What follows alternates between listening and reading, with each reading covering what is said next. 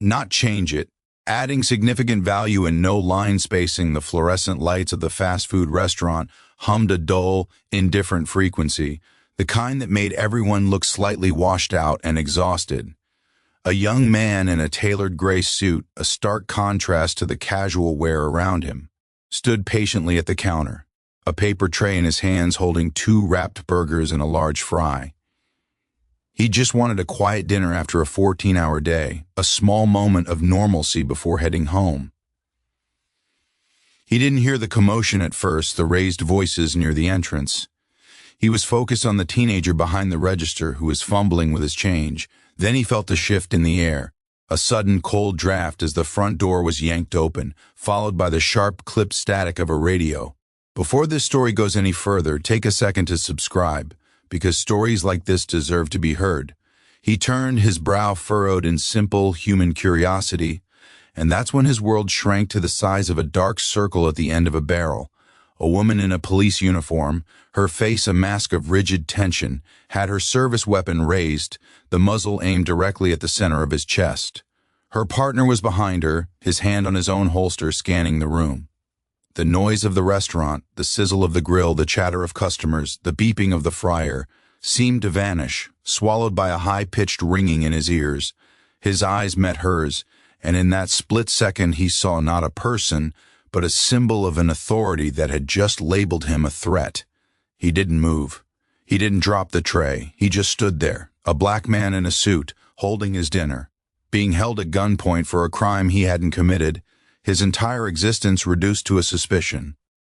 The customers around him had frozen mid-bite, their eyes wide, some already reaching for their phones. A young mother pulled her child closer, her face a mixture of fear and confusion. He was the spectacle, the perceived danger, and in that moment of absolute terrifying stillness, the fundamental question of the story hung in the air, unspoken but deafening. In a country built on justice, what does it mean when the uniform designed to protect you becomes the very thing you most fear? His name was Kenneth Walker, and 30 seconds ago his biggest concern had been getting the ketchup packets to stay in the bag. He was a senior financial analyst for a nonprofit, a job that required meticulous attention to detail, calm under pressure, and the ability to de-escalate tense boardroom discussions about budget shortfalls.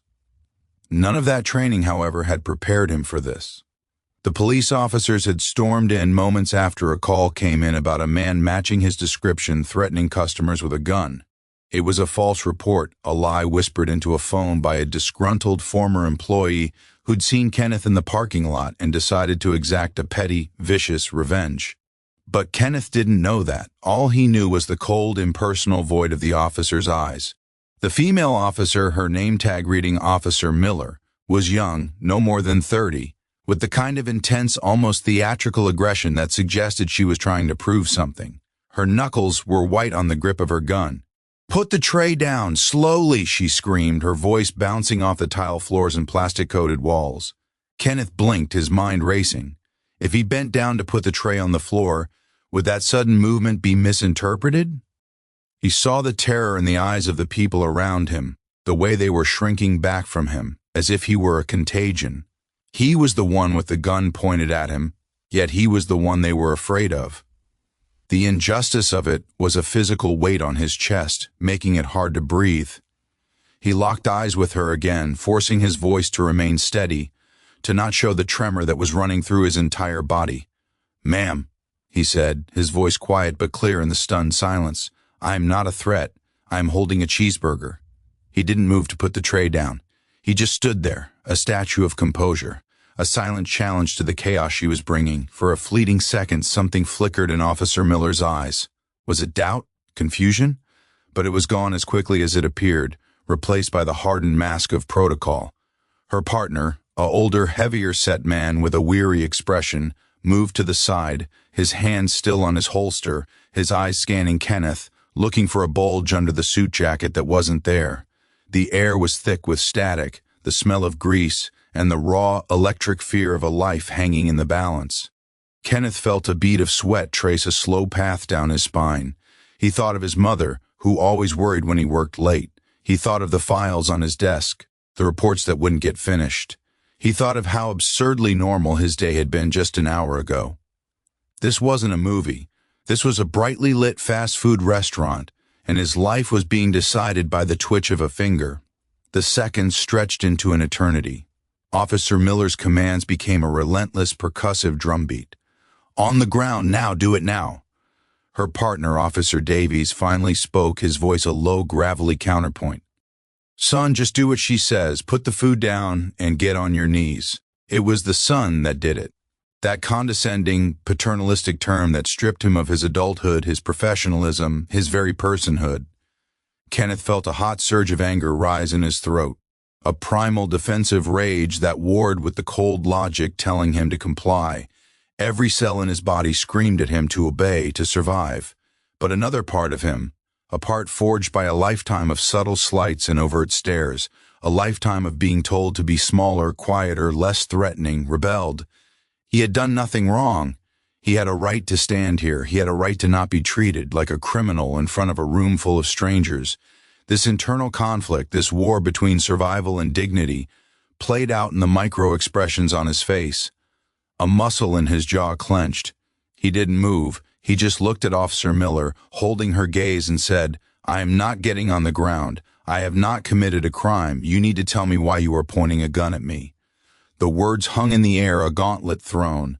Officer Miller's face contorted, a mixture of fury and frustration.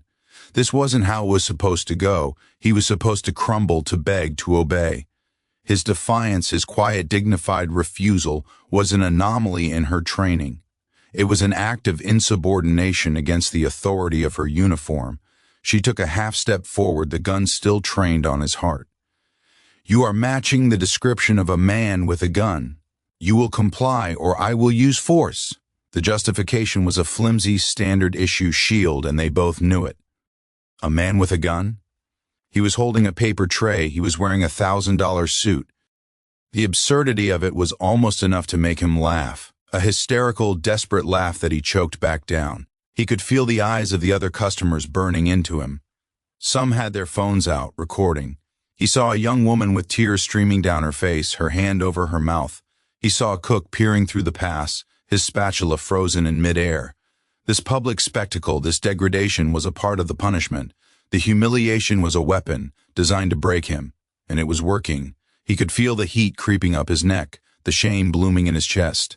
He was a black man in America, and once again he was being forced to prove his innocence in a court of public opinion, with his life as the collateral.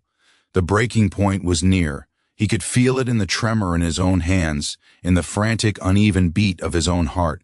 He was balanced on a knife's edge, and one wrong word, one involuntary flinch, could send him tumbling into the abyss. The question was no longer about the gun. It was about whether his dignity was worth dying for. The stalemate shattered not with a bang, but with a child's whimper. From a booth near the window, a little boy no older than 5 buried his face in his mother's jacket, his small body shaking with silent sobs. The sound cut through the tension like a blade, reaching something in Kenneth that the gunpoint could not. He looked at the boy, then back at Officer Miller, and in that moment, the choice was made.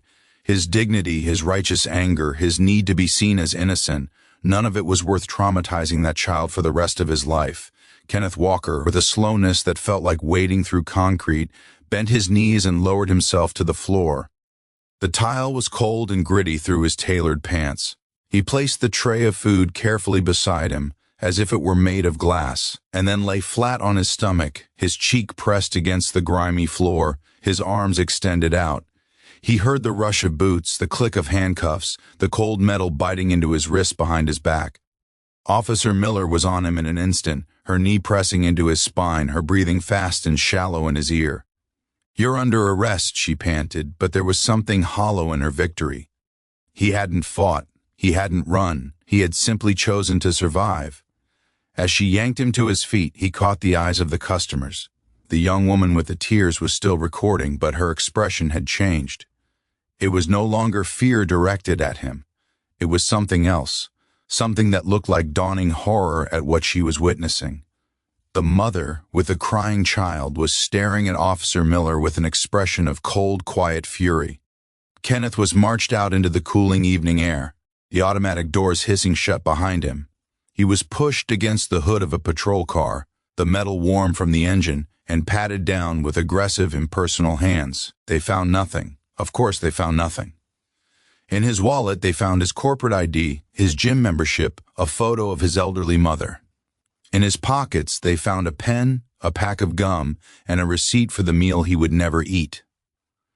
Officer Davies stood back, his face unreadable, while Officer Miller's confidence seemed to visibly deflate with each passing second of finding no weapon, no threat, no crime. A sergeant arrived on scene, a balding man with tired eyes who surveyed the situation with the weary efficiency of someone who had seen too much.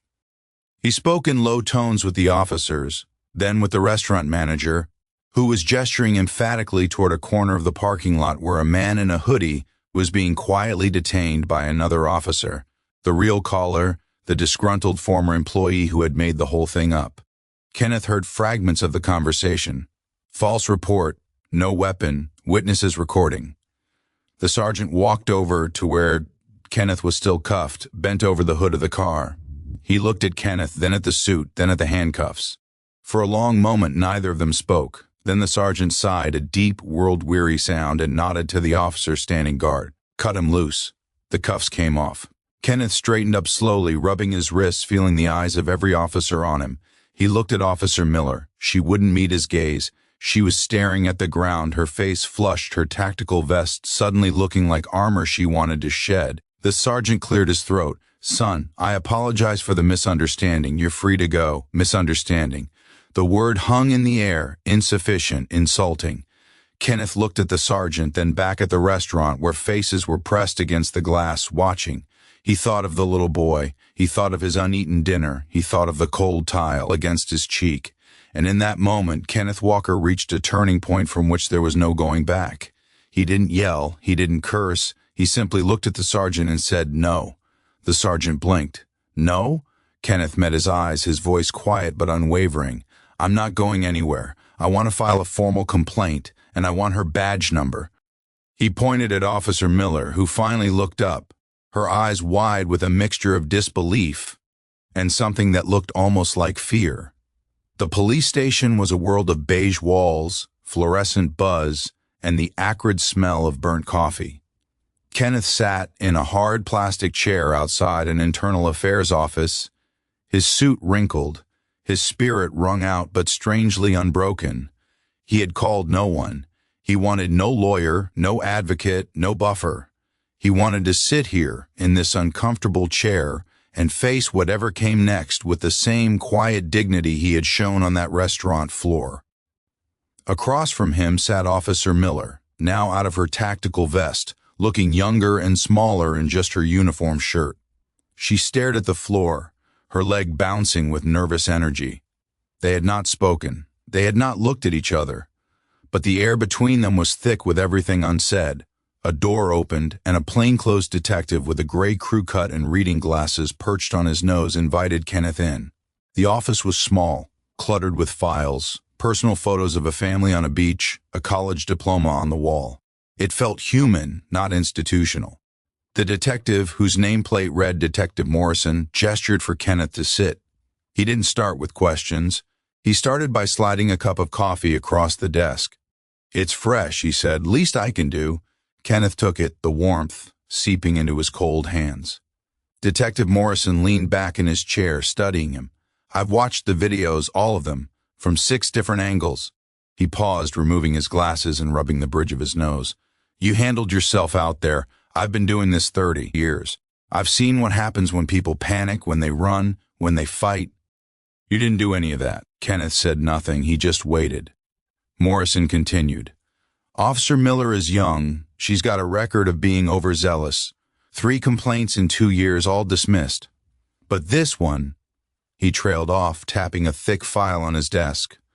"This one has witnesses. This one has video. This one has a dispatcher, according to the false caller, saying he thought he saw a gun, that he wasn't sure, that he just wanted the guy removed from the parking lot." Morrison leaned forward, his eyes sharp. She didn't wait for confirmation. She didn't assess the scene. She saw a black man in a restaurant and made a split-second decision based on a bad call, and I'm going to be honest with you, probably some implicit bias training she slept through. The word hung there, bias. It was the first time anyone in uniform had named it. Kenneth felt a lump form in his throat, a release of some pressure he hadn't realized he'd been holding. Morrison wasn't excusing it. He was naming it. That was something. "What happens now?" Kenneth asked, his voice hoarse. "Now," Morrison said, "you have a choice. We can pursue this internally. It'll take months. She'll likely get suspended, maybe some retraining, or—" He paused, choosing his words carefully. "There are lawyers who would take this case in a heartbeat. Civil suits, federal complaints. You could make a statement. You could make this public." Kenneth sat with that for a long moment. He thought about the little boy. He thought about his mother, who would see this on the news and cry. He thought about the young woman recording, her tears turning to outrage. He thought about Officer Miller, sitting alone in the hallway, her leg bouncing, her whole career suddenly balanced on the edge of a knife. Power had shifted. He felt it now, sitting in this cluttered office, holding a cup of bad coffee. The gun was gone. The handcuffs were gone. The only weapon left was the truth, and for the first time all night, it was in his hands. Kenneth Walker did not sue. He did not call a lawyer. He did not go to the news. Instead, 3 weeks later, he found himself back in that same beige police station, sitting across from Officer Miller in a small conference room. Detective Morrison had arranged it, a final attempt at something he called restorative resolution. Kenneth almost laughed when he heard the phrase. There was nothing restorative about having a gun pointed at his chest, but he came anyway because running from hard things had never been his style. Officer Miller sat across the table, her uniform replaced by civilian clothes, her face stripped of the mask she had worn that night. She looked tired, diminished, human. For a long time, neither spoke. Then she did something Kenneth didn't expect. She cried. Not loud, performative sobs, but quiet, helpless tears that she wiped away with the back of her hand, embarrassed by her own vulnerability. "I was so scared," she whispered, her voice cracking. "That call came in, and all I could think was active shooter, another active shooter, and I just—" She trailed off, shaking her head. "I didn't see you. I saw a threat. I didn't see a person holding food. I didn't see your suit or your face or your fear. I just saw a shape that matched a description, and I reacted." Kenneth listened. He didn't interrupt. He didn't comfort. He just let her sit in the weight of her own words. When she finally looked up at him, her eyes red and raw, he spoke. "That little boy," Kenneth said quietly, "the one crying in the booth. He's going to remember that night for the rest of his life. He's going to remember seeing a man who looked like me on the ground with a gun to his back. And he's going to grow up with that image somewhere in his mind, shaping how he sees people who look like me. You didn't just point a gun at me. You pointed it at every person in that room. You pointed it at that child's future." Officer Miller flinched as if he had struck her. She opened her mouth to speak, but nothing came out. Kenneth leaned forward, his voice dropping even lower. "I'm not here for an apology. I don't want you to say you're sorry. I want you to understand that when you put on that uniform, you carry more than a gun and a badge. You carry the trust of every person who sees you. And when you break that trust, it doesn't just hurt the person on the ground, it hurts everyone watching. It makes the lie feel true. It makes people who look like me dangerous in the eyes of people who don't know us." He stood up, pushing his chair back slowly. "I'm not going to ruin your career. I'm not going to call for your job. But I am going to ask you one thing." She looked up at him, waiting. "Remember that little boy," Kenneth said. "Remember his face, and the next time you get a call, the next time you walk into a room, the next time your hand goes to that gun, I want you to see him. I want you to see every person in that room as someone's child, someone's father, someone's friend. I want you to hesitate just long enough to see a human being instead of a threat." He walked to the door, then paused, turning back. "That's all, just hesitate." He left her sitting alone, at the table, her tears falling freely now, the weight of his words pressing down on her in a way no suspension or lawsuit ever could. 6 months later, Kenneth Walker received an envelope in the mail. No return address, just his name in careful handwriting. Inside was a single photograph. It showed a little boy, maybe 6 years old now, grinning at the camera with 2 missing front teeth. He was holding a drawing of a police officer and a man in a suit standing together, both smiling, both holding hands. Scribbled at the bottom in crayon was a single word, friends. Tucked behind the photo was a short note on plain paper. I hesitated, thank you. It was unsigned, but Kenneth knew. He placed the photo on his refrigerator, right next to a picture of his mother and a faded coupon for a free burger he had never redeemed. He looked at that photo every morning while making coffee, a small reminder of why he had chosen the harder path. He never became famous. No news crews showed up at his door. No book deals, no speaking tours, no viral moments. He just went back to his job, his suits, his quiet life of spreadsheets and nonprofit budgets. But sometimes, late at night, when sleep wouldn't come, he would think about that restaurant, that floor, that moment of choice.